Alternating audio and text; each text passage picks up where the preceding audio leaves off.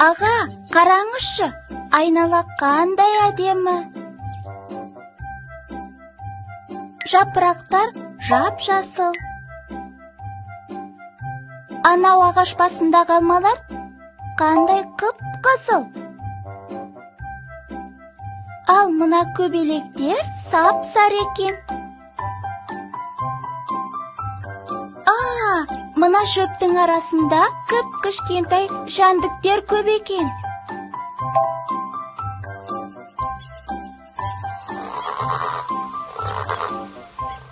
Мына құрбақа ұп-ұзын тілімен кіп-кішкентай шіркейді ұстап алды. Су қандай мөп-мөлдір.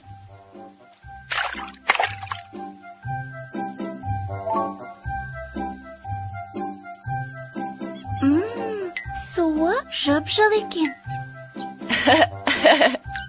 Жап-жасыл, қып-қызыл, сап-сары, кіп-кішкентай, ұп-ұзын.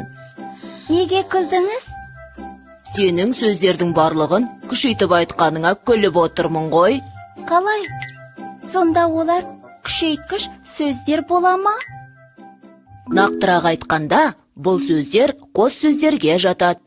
Жап-жасыл, қып-қызыл, мөп-мөлдір, жып-жылы, сап-сары, ұп-ұзын, кіп-кішкентай деген сөздер күшейткіш буын арқылы жасалған қос сөздерге жатады. Түсіндің бе? Иә. Онда тексерейік. Мысалы, тыныш деген сөз қалай өзгереді? Тып-тыныш. Дұрыс па? Иә, мен қазір саған сөздер айтам, ал сен олардан қос сөз жасаш. Тар, Тап-тар. түзу, Түп-түзу. үлкен, Үп-үлкен. қысқа, Қып-қысқа. керемет.